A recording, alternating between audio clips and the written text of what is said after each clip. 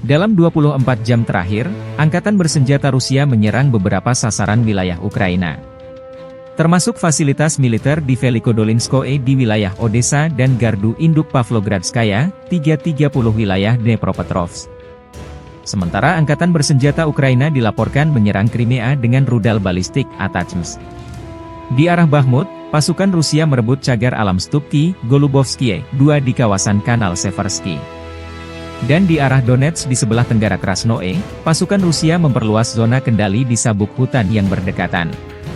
Di arah Avdiivsky, Angkatan Bersenjata Rusia merebut wilayah pemukiman Arkhangelskoe, yang membuka jalan bagi serangan ke arah Kalinovo.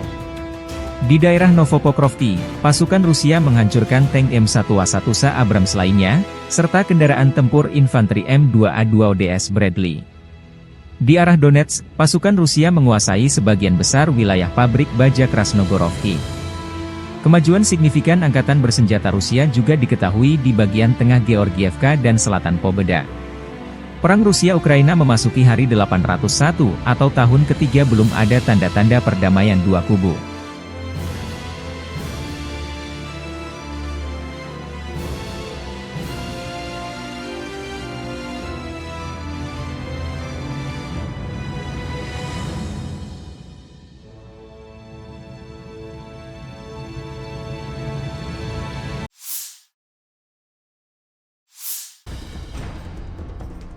Staf Umum Angkatan Bersenjata Ukraina 5 Mei melansir total kerugian Rusia 474.260 tentara di Ukraina sejak awal invasi besar-besaran 24 Februari 2022. Jumlah ini termasuk 860 korban yang diderita pasukan Rusia selama sehari terakhir.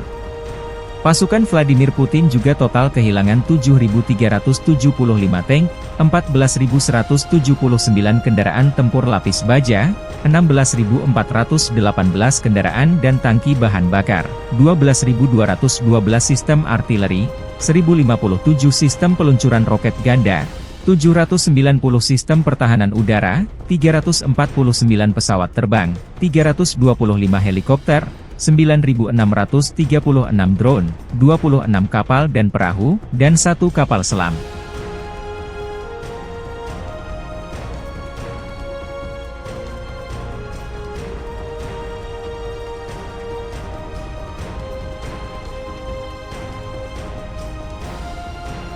Download Tribun X sekarang, menghadirkan lokal menjadi Indonesia.